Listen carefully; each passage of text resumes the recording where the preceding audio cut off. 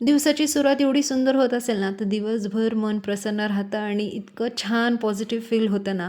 मस्त असं उंबरठ्याचं पूजन करून घेतलं होतं. बाहेर छोटंसं गंगाळं ठेवून त्याच्यात पाणी ठेवून फुलं ठेवले होते आणि रांगोळी वगैरे काढून घेतली होती.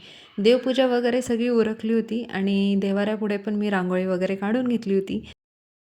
फायनली देवपूजा वगैरे सगळी आवरलेली आहे, सगळं घर आवरलं आहे. पण मी हा पसारा काढला आहे एक्स्ट्रा. म्हटलं आज डबे घासावेत, मुलांना सुट्ट्या लागल्यात, सो एक्स्ट्राचं काम काही जास्त नव्हतं. मुलं गेलेत मस्त आवरून वगैरे, आंघोळ वगैरे करून खाली खेळत आहेत. टाईम भरपूर आहे, सो मी छान मस्त असं घर आवरू शकते. चला मग भेटूयात थोड्या वेळात. आता इथे मुलं मस्त असे मागे पतंग उडवत होते आणि पॅकिंग पण ऑलमोस्ट माझी झालेली होती आणि किती छान देवारा दिसतंय ना, मन दिवसभर असंच प्रसन्न राहतं. आणि लिओचं कॅट फूड आलं होतं, सो मी ते पण त्याच्या डब्यात भरून घेतलं होतं आणि हे त्याच्यासोबत फ्री मिळतं आणि ते बिलकुल लिओला आवडत नाही. आणि आज म्हटलं भरपूर टाईम आहे तर भांडे काढावेत घासायला आणि पण याची लुडबुड मात्र चालूच होती. दोघं लेकरं गेले खेळायला, पण हे तिसरं लेकरं मला इतकं त्रास देत होतं. ते डब्यात घुस किंवा काहीतरी उद्योग करत असतो आणि दिवसभर माझ्या मागे मागे मागेच असतो.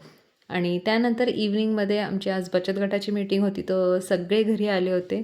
आणि मी आज बाजारात नव्हते गेली म्हणून माझ्या लेकरांनी आज मस्त बाजार असा भरून ठेवला होता, कारण की मी तेव्हा स्वयंपाक करत होते ना. आज यांनीच बाजार आणला होता. चला भेटूया उद्या, बाय.